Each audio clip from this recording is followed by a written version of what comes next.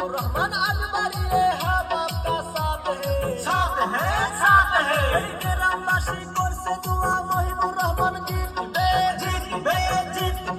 করবেন নেতা মুহিবুর রহমান এইবার ভোটে জিতবে